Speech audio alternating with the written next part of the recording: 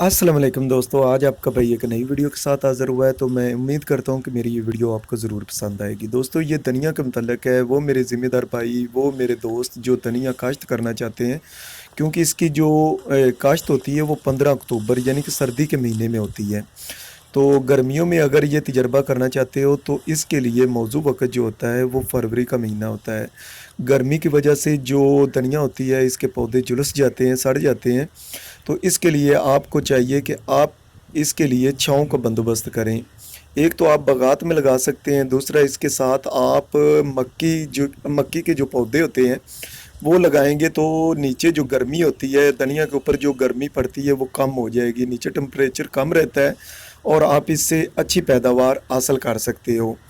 अगर आप खाल पे लगाना चाहते हो तो ये 10 से लो आपके लिए काफ़ी है, जो गर्मियों में लगाई जाती है।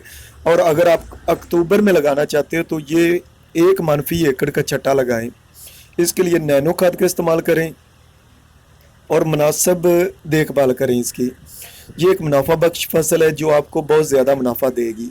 वो मेरे चैनल पे नए हैं उनसे प्लीज़ मेरे चैनल को कर दें, मेरी वीडियो को लाइक कर दें ताकि मेरी आने वाली हर वीडियो आप तक पहुँचती रहे। दोस्तों, ये सर्दियों में तो 10 से 20 रुपए का ये एक गुटिया मिल जाती है, लेकिन गर्मियों में ये गुटिया जो होती है वो आपको 50 या 100 के लगभग जाके मिलती है। तो बेस्ट यही है कि आप गर्मी इसकी काश्त करें और ज़्यादा मुनाफ़ा हासिल करें।